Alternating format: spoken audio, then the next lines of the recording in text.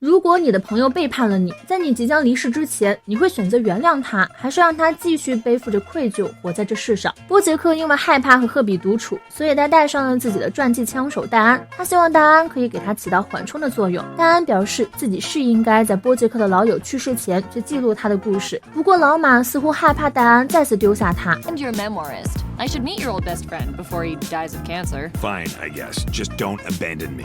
No bathroom breaks. And don't slip out of the room to text your fiancé a bunch of winky smileys. 一堆规则以后，还不忘对他和花生酱的订婚阴阳怪气。戴安问起波杰克和赫比的孽缘，波杰克支支吾吾地表示自己也许可能在背后捅了别人刀子。正想开讲这关于野心与背叛的故事时，陶德刷一下从后座弹起来，表示自己的电影看完了。波杰克呵斥了陶德后，继续开始了自己的故事。那是在80年代的洛杉矶，那时候的波杰克还是个意气风发、头发茂盛的骏马，开着自己的敞篷小轿车穿梭于霓虹闪烁的街头。他熟练地来到酒吧里，看到赫比的脱口秀表演。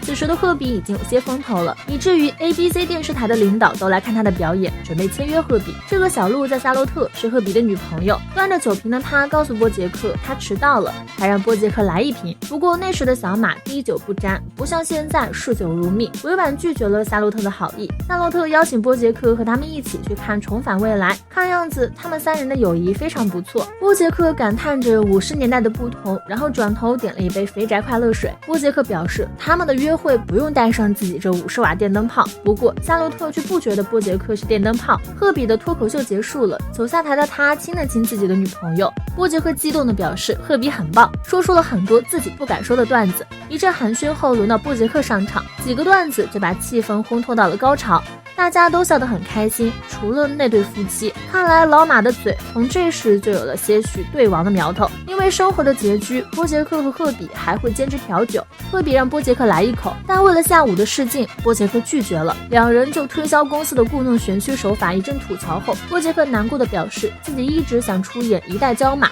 不过似乎分不到角色。赫比安慰着小马，说自己的人生已经大有起色， ABC 的人已经联系他去参加下周的洛杉矶艺术博物馆活动，他会在他们喝醉时推销自己的电视剧。波杰克不禁感叹赫比真聪明。好莱坞山下的聚会里，赫比和夏洛特都在感叹这些名人的到来。波杰克让大家关注重点，我以为波杰克开窍了，要准备追梦洛杉矶，结果重点就是他想用夏洛特的包包装很多的小糕点回去。好一个重点。看到有人来打招呼，甚至吓得糕点掉一地。那个人带走了赫比后，波杰克羡慕地表示赫比即将一炮成名了。夏洛特安慰他说赫比十分看重他，甚至时常告诉夏洛特波杰克会大获成功。 You mind if I steal this superstar for a second? Okay, yeah. I'll catch you two later. Stay out of trouble.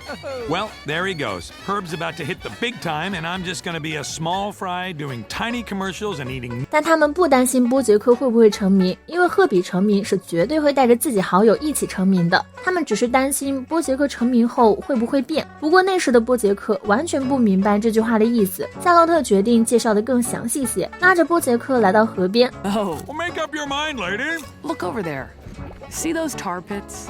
Hollywood's a real pretty town. 随后夏洛特告诉波杰克自己将搬去缅因州了，因为赫比不是他的真爱。夏洛特问波杰克如果在赫比之前遇到他会不会追求他，不等波杰克回答他就看穿一切。波杰克是个懦夫，临走还不忘让他多揣些火腿肠在裤裆里带回去。两人站在高处，赫比掏出一个望远镜给波杰克，让他眺望远方。赫比看到他们有朝一日能统治这座城市，波杰克却只看到了不该看的东西。赫比告诉波杰克自己收到了 ABC 电视台的电话，他的剧被买了，而这部剧就是胡闹的小马，一部带波杰克走上马生巅峰的神作。俗话说苟富贵勿相忘，赫比也是一样，他拉住失落的波杰克，告诉他这部作品的主角必须由马男波杰克来饰演。赫比这突如其来的法式诗吻让波杰克吓了一大跳，说话都有些不利索了。赫比急忙表示自己是一时冲动，不过这小插曲哪能抵挡住两人要开始赚钱的兴奋。这一人一马开心地欢呼着跳了起来。胡闹的小马正式在罗伯山制片厂开拍了，但波杰克似乎对内容有诸多不满。赫比告诉波杰克只需要按照剧本演就好了，波杰克却一直在发着牢骚。就像夏洛特说的，赫比担心的事还是发生了。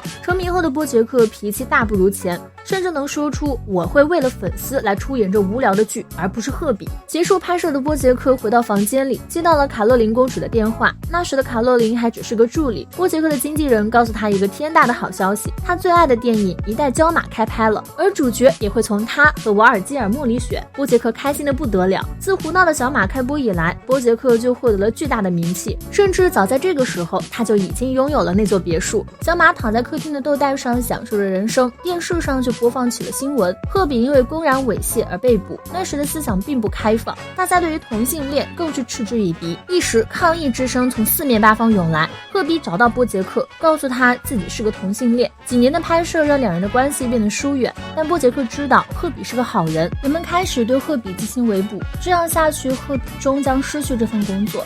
所以赫比现在非常需要波杰克的支持，他想让波杰克威胁他们说自己不演了，这样他们就会停止对赫比的诋毁。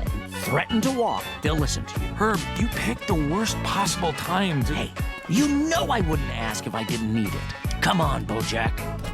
How'd we get so far apart, huh? You know what? You can count on me, Herb. I mean, I wouldn't even be here if it weren't for you. I knew it! I knew you'd come through.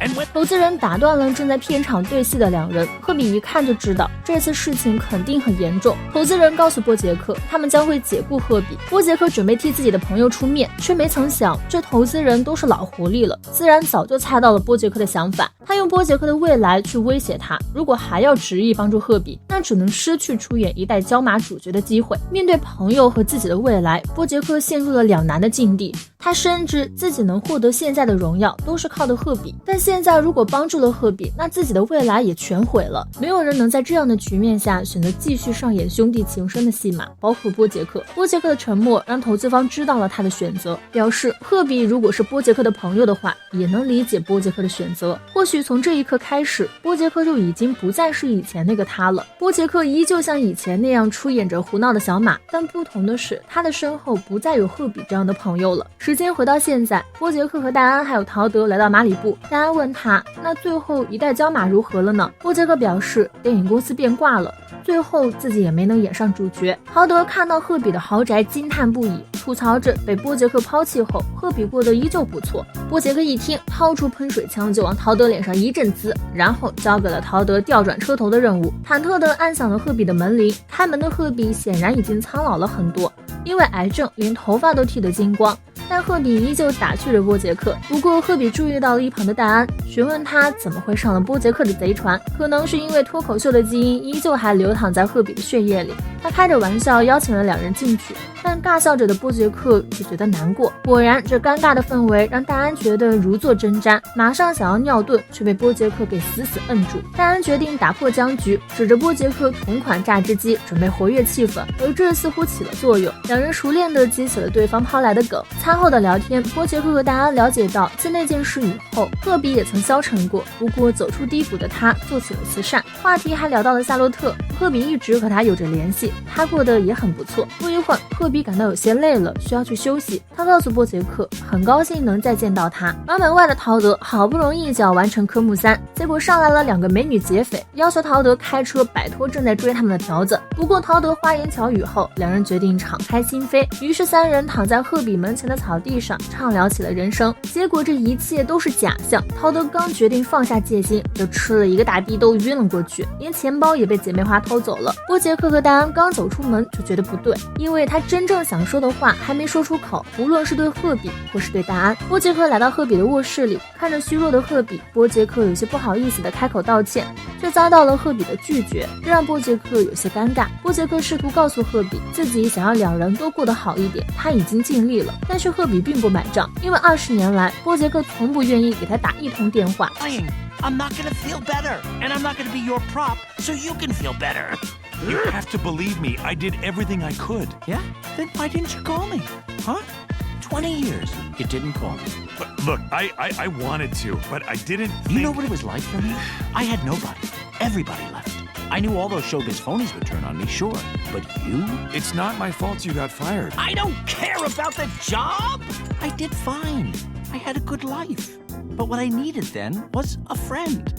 And you abandoned me. 临走前，波杰克又问了赫比一个愚蠢的问题。转身离开的波杰克拿起了书架上的望远镜，是当初在山顶时赫比给自己的那个，也是赫比出事时望向波杰克的那个。波杰克从望远镜里看向朝自己冲过来的赫比，两人扭打在了一起。波杰克和戴安驱车离开了，甚至忘记了陶德，就这样匆匆离开了。回程路上，悲伤地挂断了卡洛琳的电话，两人将车停在了路边。戴安试图安慰波杰克，我觉得你刚才的行为需要很大的勇气。波杰克闻言回头看了看戴安，然后猝不及防地给了戴安一个吻，而这一行为害得戴安连连倒退回到了车上。波杰克知道自己又毁了一切，人生总是充满着诱惑与选择，有的人选择了屈服，而有的人选择抗争。波杰克选择了前者，所以他是一个自私的懦夫。赫比从来没有觉得金钱很重要，他要的只是在低谷时能有人来拉他一把。但波杰克的行为就像摔碎了赫比的希望，就算是20年来缝缝补补好了，依旧会留下丑陋的疤痕。所以赫比永远不会原谅波杰克。金钱固然重要，但失去了还能再赚。人生难得觅知音，要学会珍惜自己难能可贵的友情与信任。